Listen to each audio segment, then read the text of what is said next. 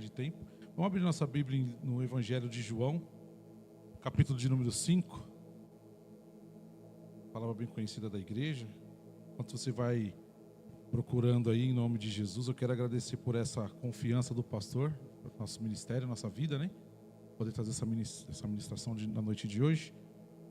Quero te convidar a você abrir o teu coração para glorificar o Senhor, porque o Senhor hoje, Ele escolheu a mim e a você para fazer um mover diferente. Então nós estamos aqui para ouvir a palavra de Deus, em nome do Senhor Jesus, amém? E vamos nos alimentar dela, glória a Deus. Abriu? Todo mundo achou aí, em nome de Jesus? Você que achou, diga aí, eu achei. Glória a Deus. Vamos lá. Depois disso, havia uma festa entre os judeus e Jesus subiu a Jerusalém. Ora, em Jerusalém havia próximo à porta das ovelhas um tanque chamado em hebreu Betesda, o qual tem 5 alpendres. Nestes jazia grande multidão de enfermos, cegos, coxos e paralíticos, esperando o movimento das águas. Porquanto um anjo descia em certo tempo ao tanque e agitava a água. E o primeiro que ali descia, depois do movimento da água, sarava de qualquer enfermidade que tivesse. E estava ali um homem que havia 38 anos, se achava enfermo. E Jesus, vendo este deitado, e sabendo que estava neste estado havia muito tempo, disse-lhe: queres ficar são? O enfermo respondeu-lhe: Senhor, não tenho homem algum que, quando a água é agitada, me coloque dentro do tanque. Mas, enquanto eu vou, desce outro antes de mim. E Jesus disse-lhe: levanta, toma a tua cama e anda. Logo aquele homem ficou são e tomou a sua cama e partiu. E esse dia era sábado. Glória a Deus por isso. Nós estamos diante de um texto onde diz que Jesus, ele estava anteriormente ali na Galiléia, Judéia, operando os seus milagres. Porém, era necessário ele subir para uma festa em Jerusalém. Provavelmente essa festa seria a festa dos tabernáculos, né? Ou a festa das barracas, né? Ou o Sucote, que é chamado, né?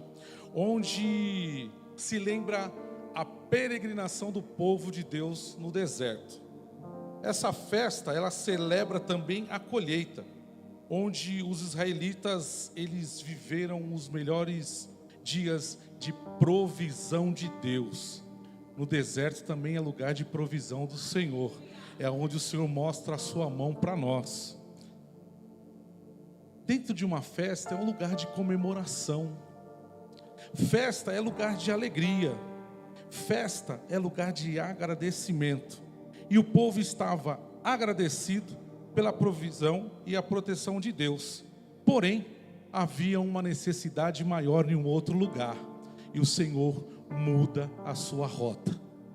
O Senhor tinha uma direção e por conta de um homem, ele mudou essa direção. Vou falar novamente, o Senhor tinha uma direção e o Senhor mudou a sua rota por causa de uma pessoa.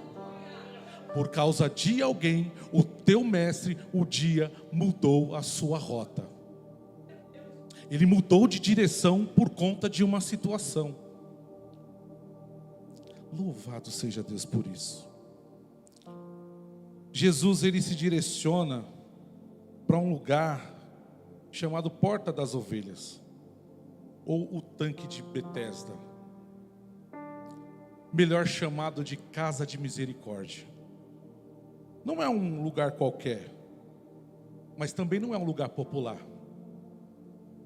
não é um lugar badalado, não é o lugar dos likes, não era um lugar vistoso, mas era a casa da misericórdia. Jesus, ele chega nessa casa de misericórdia e pergunta para esse homem: o que queres que eu te faça? Ou queres ficar são?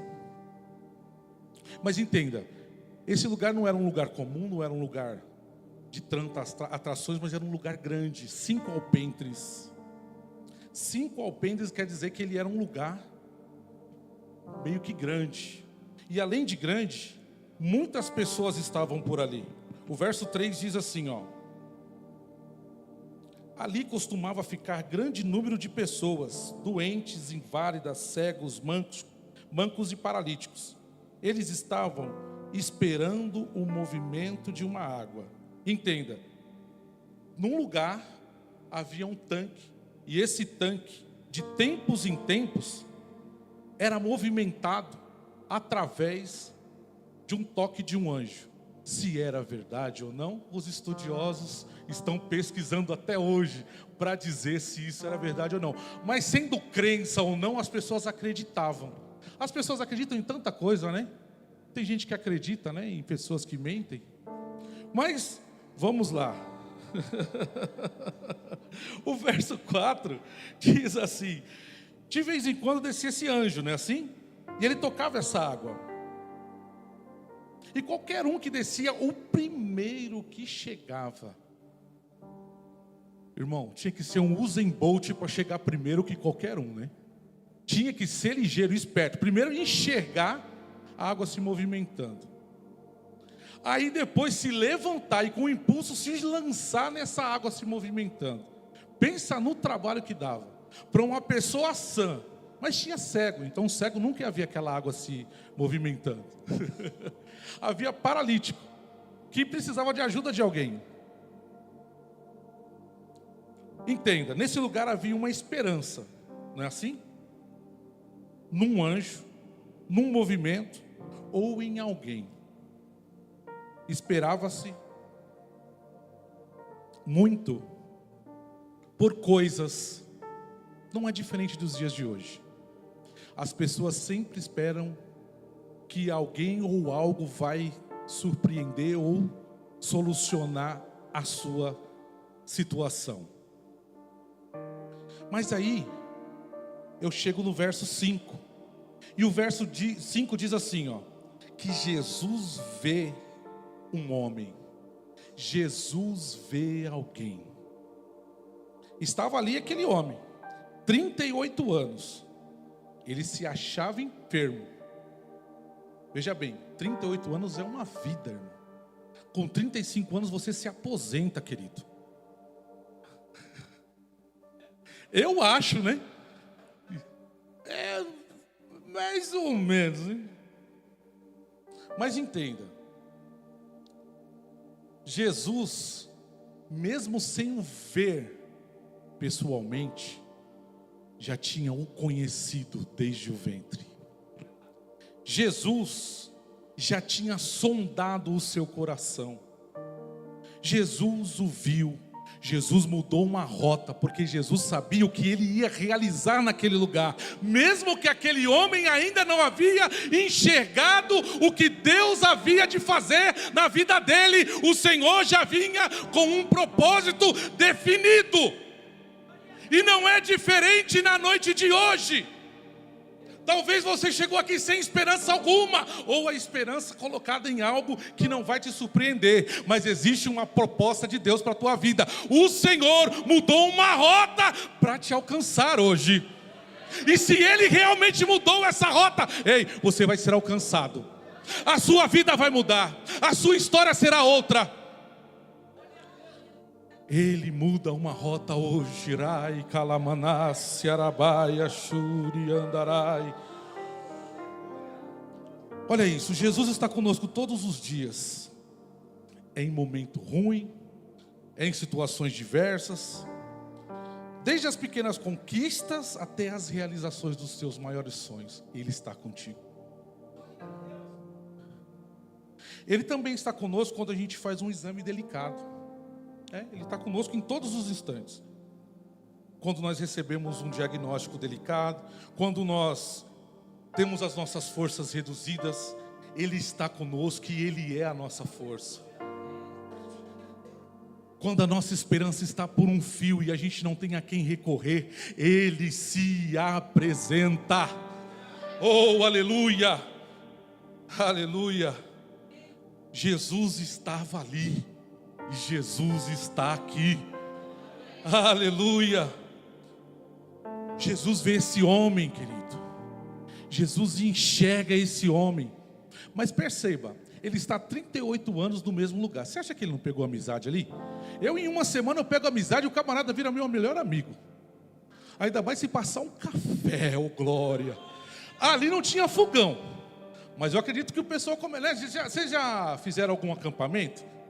Quem já fez aí? Acampar dentro, acampamento. Você não pega amizade ali, né? Pelo menos, primeiro dia talvez não, segundo não, terceiro já começa. Agora imagina 38 anos. Eu acho que alguém que era sarrista já ficava assim, ó. Eu sei que não vai acontecer comigo, mas eu quero ver alguém trupicando. Quero ver o malefeito. A minha esposa ela tem essa mania de enxergar um malefeito de qualquer pessoa. Um dia vou falar aqui uma história. Vocês vão rir agora. A gente comprou uma tal de uma cama alta. Foi assim. A gente foi quem nunca, né? A gente foi num culto. A irmã pregava assim, ó. Só joga o velho fora para vir o novo. Eu falei, eu não vou embora. Aí ela falou assim, mas não é o marido, é as coisas que tá velha lá, joga fora que Deus vai dar coisa nova. Eu falei, então tá bom. Aí essa mulher chegou em casa, a cama estava meia bamba. Ela saiu pegando a marreta e batendo em tudo a marreta na cama. Quebrou a cama. Pode falar não? Comecei. Dá mute não. Aí essa moça pegou a cama, quebrou ela e a gente ficou dormindo num colchão. Deus proverá. Deus proverá 1 mês, 2 meses, 3 meses. E de repente Deus preparou a tal da cama. E nós fomos comprar essa tal dessa cama. E ela queria a cama. Já percebeu isso, né? Cadê os irmãos aqui que quando a mulher fala assim, dói? Nossa, quando a esposa fala a cama ou o sapato, eu choro. Aí eu falei assim, Senhor... Não tinha Pix na época. Tem um limite, não pode comprar. Acabamos comprando a cama. Essa cama era alta, vai eu dormir nessa cama. Agora que chega o negócio gostoso. Eu acostumado a dormir no chão, dormimos mais de ano, né? A cama agora é dessa altura, irmão. Uma cama normal é aqui no seu joelho. A cama batia aqui, ó. Deitei para dormir. Estou eu dormindo. Cadê os varão casados aqui? A cama pode ser a Super King e Extra Blaster. O seu canto é só... É o dízimo da cama? Alguém falou isso? É só o dízimo da cama. Não, é isso mesmo. Ó. A cama pode ser esse espaço aqui. Você só tem isso aqui, varão. E se você mudar de lugar, você vai causar um problema para a tua vida. Você corre o risco de dormir no sofá. Então fica contente com o seu cantinho. Eu, acostumado a dormir no meu cantinho sempre, não percebi que a cama era tão alta. E como ela sabe muito bem disso, eu tenho muito calor, então às vezes eu acordava e colocava o pé no chão. Eu sem consciência nenhuma, nem lembrava que eu tinha trocado de cama. Caplau! Essa moça, ai Senhor. Essa moça, ela ri até hoje quando lembra da cena. Eu esparramado no chão, que beleza. Aí ela veio, em vez de me ajudar, Cal, você caiu. Ela olhou assim para mim, caiu, né? Agora imagina se tem uma pessoa igual essa moça lá, alguém trupica, ou alguém que não sabe correr direito, né? Cai atrasado, de novo, querido. Né? Aí o cego olha para ele e fala assim, quem foi? Quem foi? Foi fulano. Fulano, hein? Mais uma vez. Mas entenda, Jesus, ele não estava preocupado com as situações adversas que ele estava vivendo. Ele estava focado no que o Senhor ia fazer na vida dele. Ele podia não ter o foco naquilo que o Senhor ia fazer, porque ele não entendia, mas o Senhor sabia. Entenda, você talvez não está entendendo o que você está passando, mas o Senhor sabe aonde vai levar você. Ele sabe aonde, até o seu limite, até onde você pode ir. E o Senhor hoje, Ele te diz, quer explicação? Mas esse homem, ao invés dele ele responder a pergunta, que foi direta, que foi sem rodeio, é bom conversar com a pessoa que é direta? É bom, não é? Falar com a pessoa que é direta. A pessoa já chega e fala assim: ô, você tá meio gordinho, né? Ou eu chego em casa, estou com fome. Eu estou com fome mesmo. Não é mentira? Mas é uma pergunta de alguém que tem uma solução. Porque é bom conversar com pessoas que têm o poder de solucionar coisas. Se ele não tem o poder de solucionar e resolver, ele tem o poder de apresentar uma solução para que isso possa ser resolvido. Posso ouvir um glória a Deus? Porque se queixar é muito fácil, irmão. Só reclamar é muito fácil. Todo mundo já faz isso. E aí, você quer explicação? Só reclamar não dá, né? Ele tinha uma solução para ele. Só que essa solução que ele tinha para ele não era uma solução momentânea. Não era um Doril para você dormir e acordar amanhã que a dor de cabeça permanecer. Era a cura. Quer explicação? Era uma solução precisa. Era uma solução cirúrgica. Algo que mudaria a história dele. Quem está me entendendo aqui, dá uma glória a Deus. Às vezes eu e você estamos querendo algo para solucionar. Sabe, igual o irmão de Jacó, Esaú, que chega: eu estou morrendo de fome, cara, me dá essa comida aí, eu quero a primogenitura, irmão. O que vale? Eu estou com fome. A gente não dá valor àquilo que o Senhor realmente quer para nós. Às vezes a gente troca. A gente tem essa condição de não entender o macro e morrer aqui no micro. O Thales está me ensinando aí. A gente não tem aquela visão periférica, né?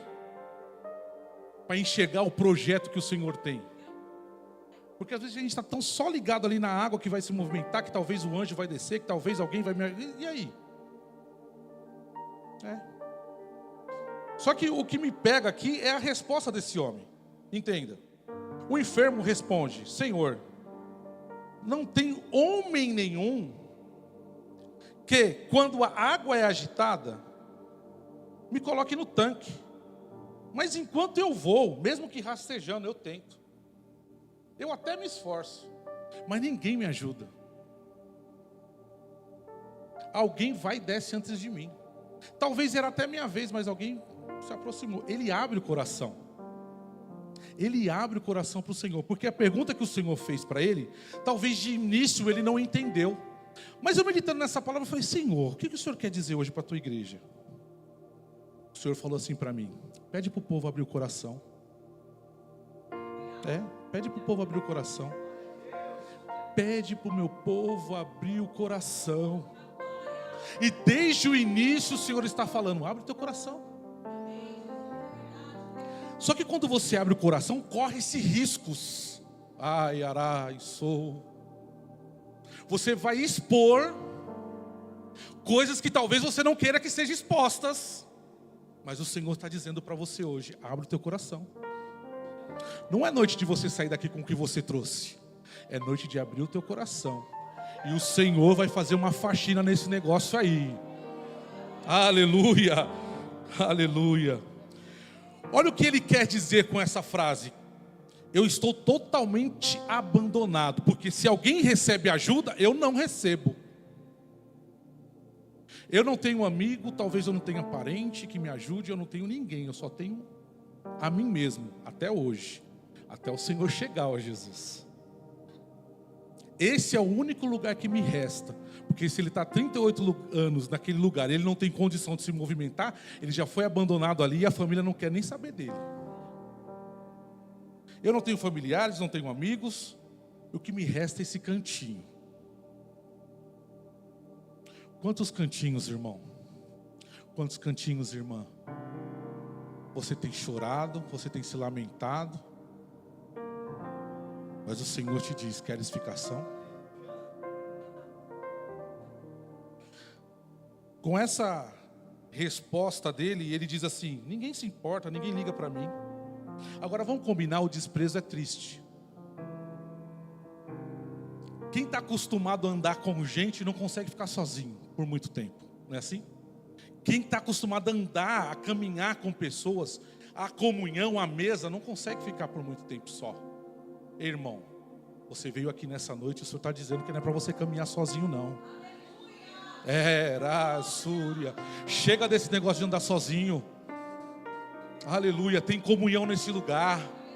O Senhor tem, aleluia, comunhão nesse lugar. E quando o Senhor preserva a minha e a tua vida para comunhão, aleluia, nada nem ninguém te impede a bênção do Senhor chegar. A bênção do Senhor é liberada na comunhão. Aleluia.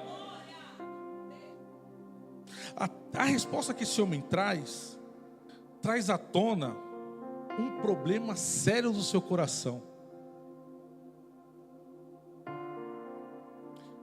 Talvez ele nem se aceitava mais. Talvez ele não entendia o porquê. Tanta mágoa no coração dele.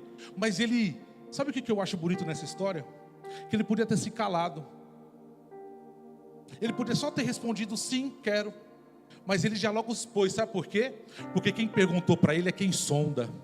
Quem perguntou para ele é quem conhece. Ele não podia mentir para ele. Ele foi verdadeiro. Porque ele alcançou a bênção dele, porque ele foi verdadeiro. Ele expôs a ferida que o afligia.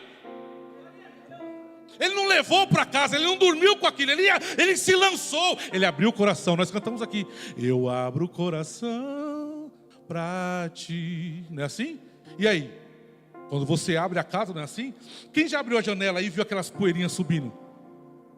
Ah, ninguém, né?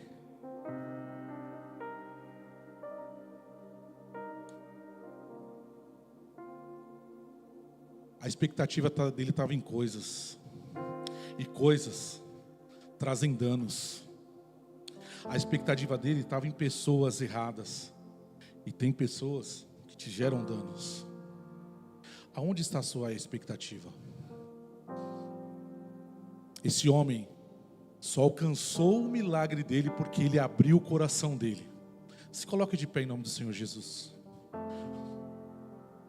Hoje não é noite de você levar o que você trouxe. Se o Espírito Santo falou para você abrir o seu coração, amigo, pode escrever que tem um esfregão chegando aí dentro do seu coração, aí arrancando tudo. Ai, calamai. O Senhor está limpando corações hoje aqui, ó. Esse homem ele não guardou nada. Ele falou: não tem ninguém que me ajuda.